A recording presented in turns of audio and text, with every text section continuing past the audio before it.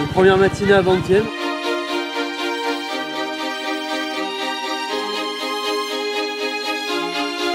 Le fameux union des douces chimiques.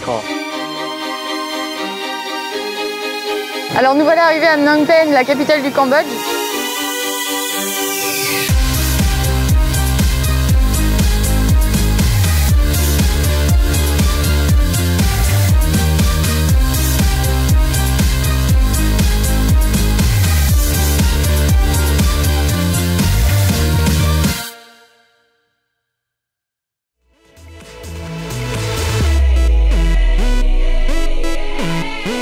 Cette station balnéaire est encore assez peu fréquentée des Occidentaux comparée à ses homologues thaïlandaises. On y trouve de très belles plages comme Utres Beach, mais les vraies merveilles du Cambodge se trouvent à quelques kilomètres au large.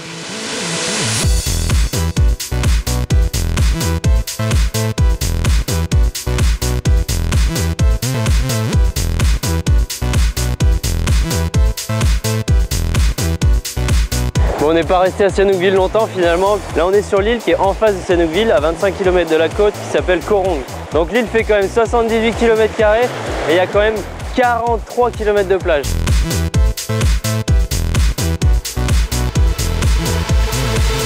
Donc l'île est encore à moitié déserte, à part quelques guest houses et un petit village de pêcheurs.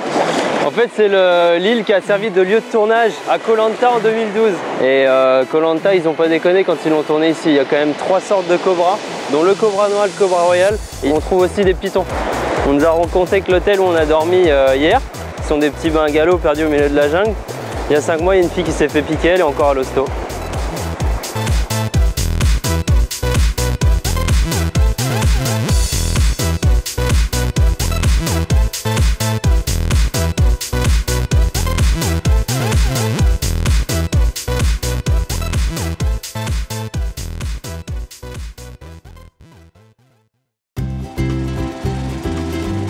Finalement, invités par un breton des plus sympathiques rencontrés au seul kebab de Sihanoukville, nous finirons notre séjour à Kota Kiev, une petite île quasi déserte qui n'a pas à rougir face à Koh Rong.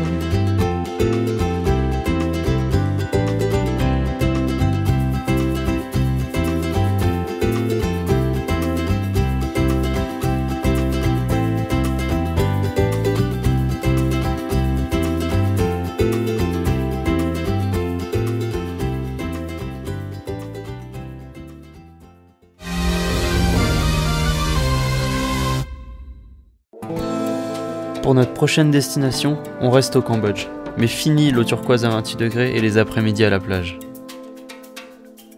Cette fois, c'est pratiquement dans le temps qu'on vous fait voyager, en vous emmenant dans le plus grand site religieux au monde, j'ai nommé Angkor.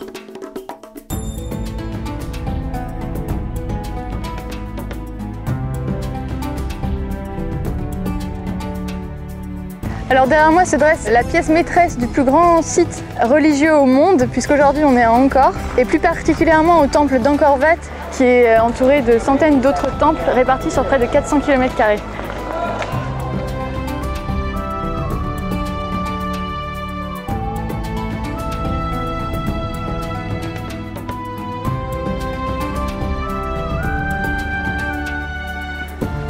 Alors le temple d'Angkor Wat, c'est une pépite d'or pour les archéologues et les ethnologues parce que c'est un vestige de la civilisation khmer à son apogée. C'est là où elle a été la plus florissante et la plus luxuriante.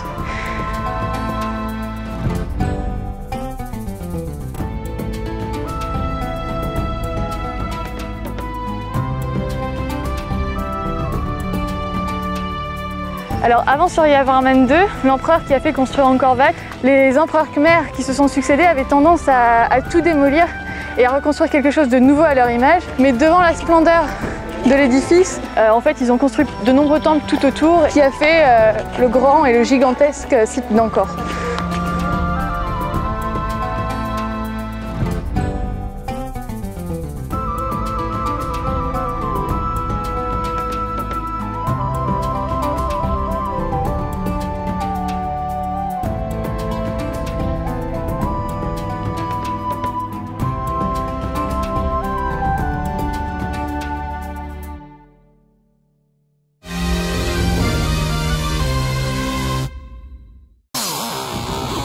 Nous voilà en Thaïlande, à Bangkok. Dans cette métropole de plus de 15 millions d'habitants, il y a de magnifiques temples, dont le Grand Palais. Il y a beaucoup de trafic. Il y a des bateaux poubelles gigantesques. Il y a de la bouffe partout sur les trottoirs. Mais Bangkok est surtout connu pour ses magnifiques toilettes mobiles. Plus sérieusement, là où Bangkok brille le plus, c'est bel et bien la nuit.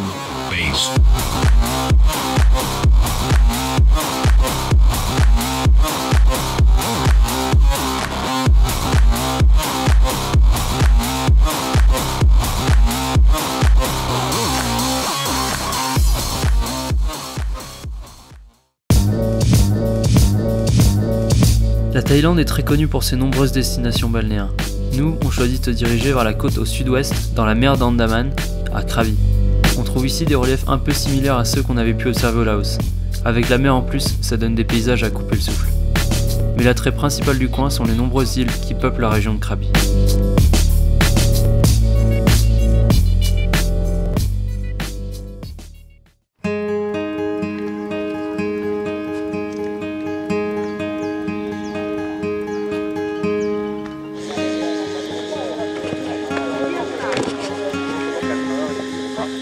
Alors là, la vue est magnifique, hein. On n'est pas resté sur Krabi trop longtemps.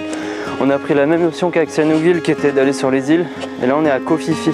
Koh Phi Phi, c'est l'île qui se trouve au milieu de la baie qui est formée par d'un côté l'île de Phuket, qui est bien connue puisque c'est, on va dire, l'île la plus touristique du coin. Et de l'autre côté Krabi, avec toutes ses plages. Et donc là on est en plein milieu de la baie, sur l'île la plus touristique, mais malgré qu'elle soit touristique, elle vaut vraiment le détour parce que bon, elle est juste magnifique, quoi.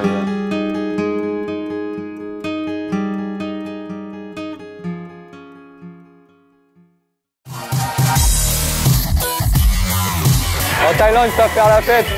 Et encore, c'est rien comparé à la full moon.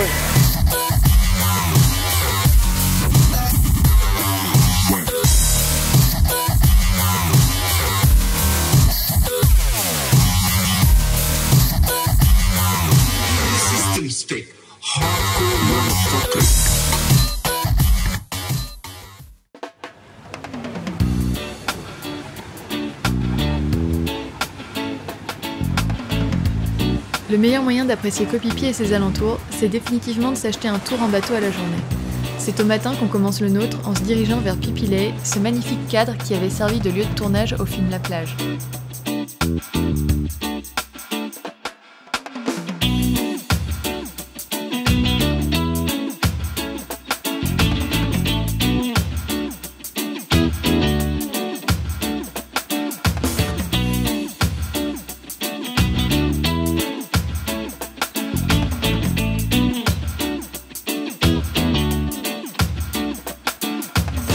Une des activités du coin qui vaut le détour, c'est le snorkeling.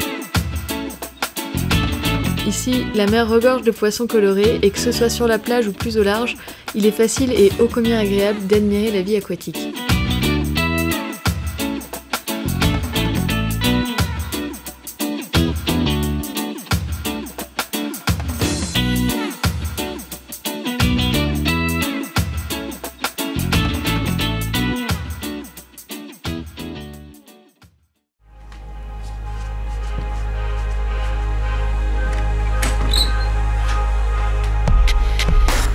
Pour notre destination suivante, on choisit de se diriger vers Koh Lanta, car même si elle est moins impressionnante que sa petite sœur, elle est bien plus reposante, et comme à notre habitude, on décide de louer des scooters.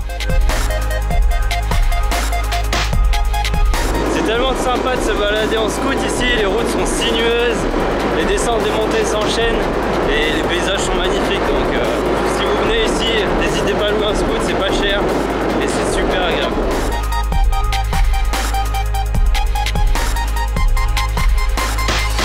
Cette île se trouve à 2 heures en bateau de Koh Phi Phi et est bien plus grande. Ici, on n'a pas l'impression que les seules personnes qui peuplent l'île sont soit des touristes, soit des personnes qui sont là pour satisfaire les besoins de ces touristes. Ce qui fait la beauté de cette île, c'est d'abord sa jungle, au centre, mais aussi ses nombreuses petites plages qui sont souvent peu fréquentées et ont tout un charme différent. C'est un vrai bonheur de faire le tour de l'île en s'arrêtant de plage en plage.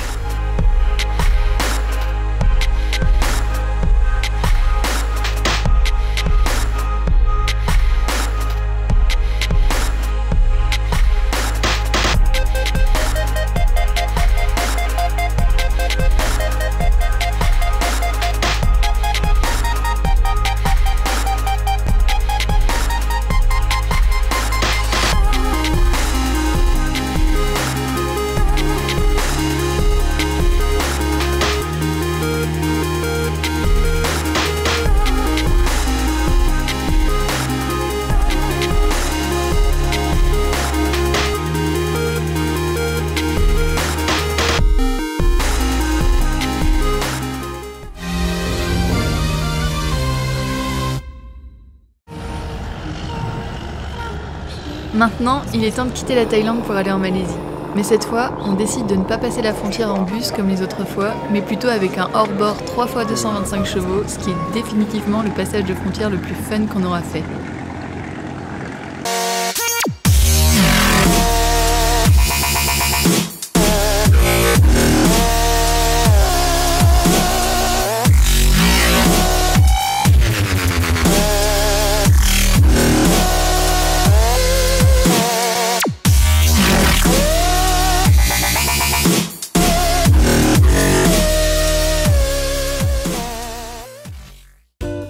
On a commencé la Malaisie par 2 autres îles. Tout d'abord Langkawi, qui est une des plus grandes îles malaisiennes.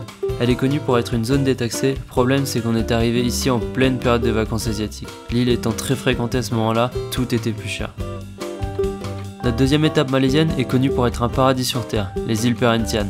Le problème cette fois, c'est qu'on est tombé sur la période de la mousson. Là, pour le coup, tout était moins cher. Ce qui nous amène à notre troisième halte en Malaisie, Taman Negara.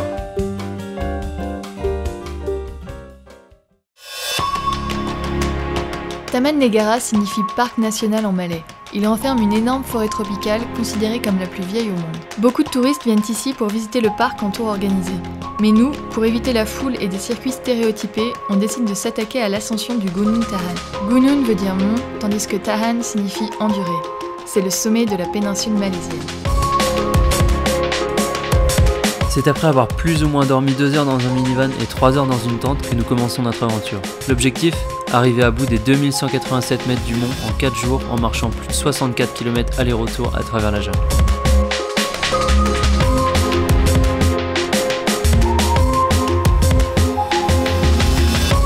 On peut assez bien résumer notre trek selon nos 3 activités principales, marcher, manger et dormir. Le plus difficile, c'est pas simplement de faire ces 64 km, mais c'est de les faire dans la boue, les faire dans une humidité des plus désagréables, les faire la moitié du temps en rappel sur des chemins qui n'ont en fait rien d'un chemin, les faire en portant son son d'eau, les provisions et les affaires pour 4 jours, les faire en se contentant de l'eau de la rivière qui n'est pas toujours claire pour se désaltérer, et surtout, les faire en ayant dormi seulement 3 heures parce que notre sac de couchage est tombé dans la rivière et qu'il n'a pas eu le temps de sécher, ou parce qu'on a planté notre tente à 1900 mètres d'altitude et qu'on se l'épelle sérieusement.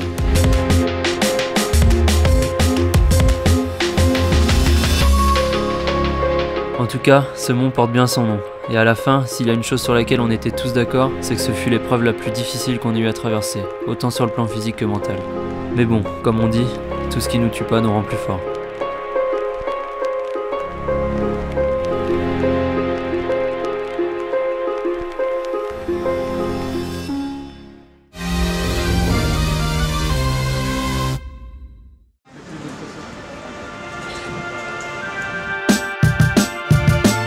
On conclut notre tour de Malaisie en visitant sa capitale, Kuala Lumpur, et c'est franchement un coup de cœur.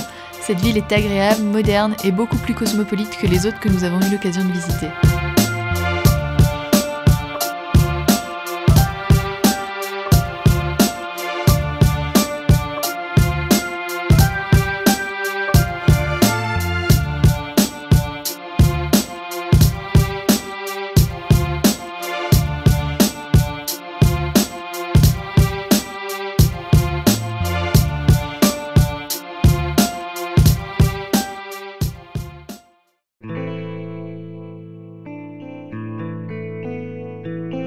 Antoine et moi passerons les 2 dernières semaines aux Philippines à se détendre avant la reprise des cours en Chine.